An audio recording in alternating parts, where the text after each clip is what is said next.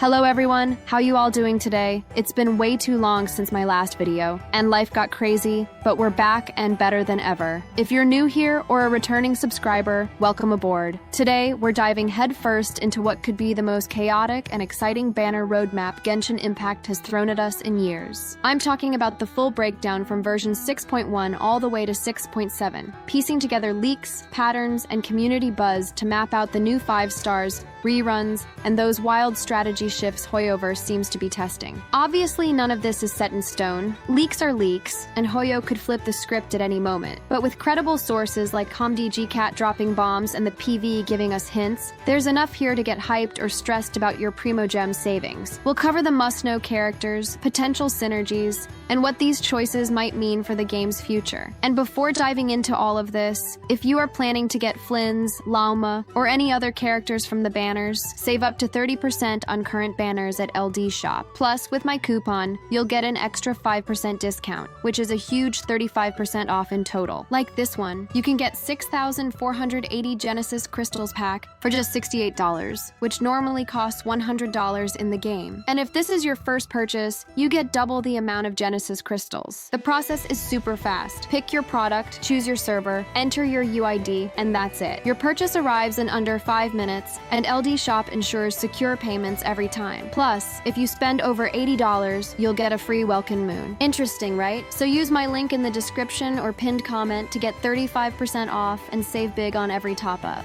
First off, a quick disclaimer. Even though banner predictions like these have nailed it about 90% of the time in the past, take the later patches like 6.5 and beyond with a massive grain of salt. They're too far out to be locked in. We're basing this on reliable leaks, historical rerun cycles, and data patterns, not wild guesses. No favorites here. If a character doesn't fit the logic, they don't make the cut. With that out of the way, 6.1 is shaping up to be an absolute monster. According to ComDGCat, who's got that legendary track record, we're getting Nefer as the brand new 5-star Dendro Catalyst DPS from Nodcry. She's heavily tied to Lunar Bloom reactions, which look like a fresh twist on Dendro mechanics. Think constant AoE damage without relying on traditional Bloom teams. So no, she's not vibing with Nilou. But the real star? Her weapon. Forget your standard 20% crit rate substats. This thing packs a whopping 88.2% crit damage base, plus bonuses like 8% crit rate and 80 elemental mastery on skill use,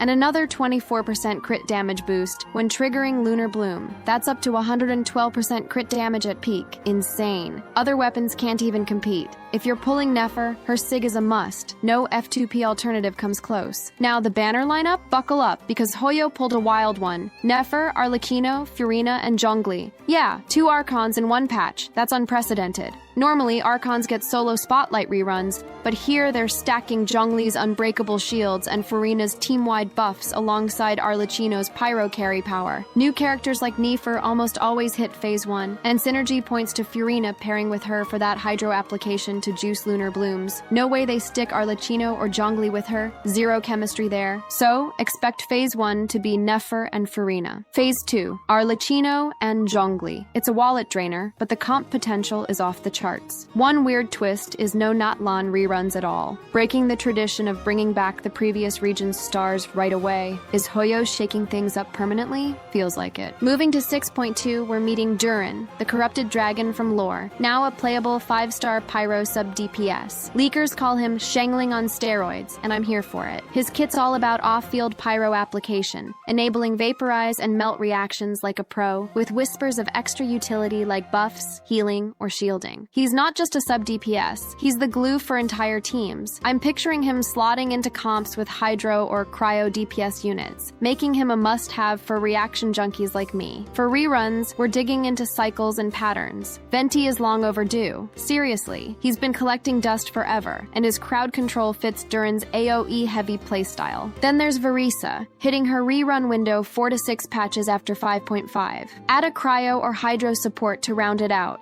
and Escoffier makes sense. She's 5 patches out from her last run, and sets up perfectly for future Hydro DPS like Columbina. Phases could be Duran and Escoffier in Phase 1, leaning into that support before DPS trend, with Varisa and Venti in Phase 2. I'm 75% confident here. The logic tracks, but Hoyo's recent curveballs keep me cautious. I'm already hyped to pair Duran with my C6 Shangling for some spicy pyro chaos. 6.3 is the crown jewel, Columbina, the Fatui harbinger we've waited for since 2022, debuting as a Hydro DPS powerhouse. Leaks scream meta definer, on par with Archons. And alongside her, rumors point to Lana, or a White Horse Adeptus type, potentially a 5-star support tailored to her kit, both in Phase 1 like past region launches. If Lana don't appear, swap in Nuvolette. He runs 2 patches after Furina historically, and his Vaporize synergy could spotlight Duran one last time. For the rest, revenue charts scream Zhongli's cousin. Zhongli? But wait,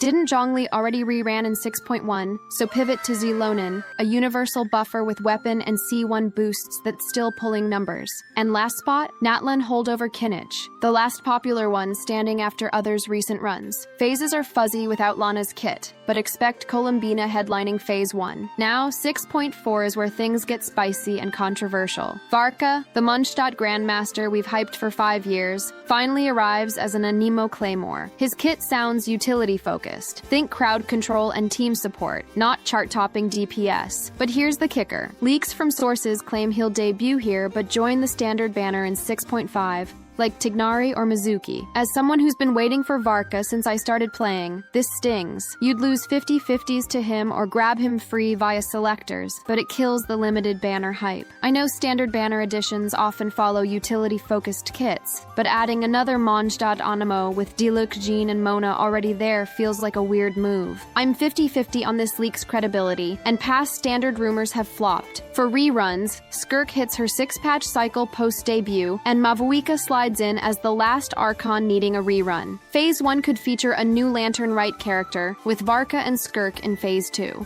I'm praying Hoyo doesn't standardify Varka. It'd feel like a betrayal to us Mondstadt stans. Version 6.5 is where things get murky. No clear headliner, but whispers point to a new female unit, possibly a Dendro or Geo support to balance the roster. If Varka's standard shift happens, that's the big story here, shaking up pity expectations. I don't have much to go on, but I'm betting Hoyo drops a curveball to keep us guessing. Maybe a surprise Natlan rerun to fill the gap? I'm curious to hear your guesses on this one. By 6.6, we're looking at Nicole, the Hexenzirkel Witch, tying into late arc lore. Leaks peg her as a strong support or sub-DPS, with PV rankings backing her as a solid pick. Her kit might focus on elemental buffs or reaction triggers, perfect for the meta shifts we're seeing. I'm excited for her lore. She's got that mysterious witch energy I love. Reruns could include Albedo or Eula to round out Mondstadt representation, but it's too early to lock in. Finally, 6.7 brings Sandrone, the Marionette Harbinger, as Columbina's Fatui follow-up. Leaks are gaining traction, hinting at a unique Geo or Anemo DPS, with mechanical summons. Think puppet-based attacks that control the field. She's got big shoes to fill after Columbina, but I'm intrigued by her potential to shake up team comps. Reruns might pull from Inazuma or Sumeru to balance things out, maybe Raiden or Nahida to keep the Archon hype alive. This roadmap screams Hoyo's bold new direction. Double Archons, skipping Natlan reruns, and that potential Varka standard curveball. For new players, it's a feast of options. For veterans like me, it's a stress test. I'm torn between splurging on Nefer's busted weapon and saving for Columbina's Harbinger glory. Hoyo's ditching old patterns, and I'm here for the chaos, but my Primogems aren't. So let me know in the comments what you're saving for in Nodcry. I'm personally really excited for Columbina and already saving up for her banner, but I want to hear about your plans too. Are you going for Lauma, Nahida, or holding out for someone later like Flynn's? And if you enjoyed this breakdown, make sure to smash that like button, subscribe for more Genshin guides and predictions, and stay tuned. We've got a lot more coming. Till then, stay healthy and don't forget to drink water. I will see you in the next video.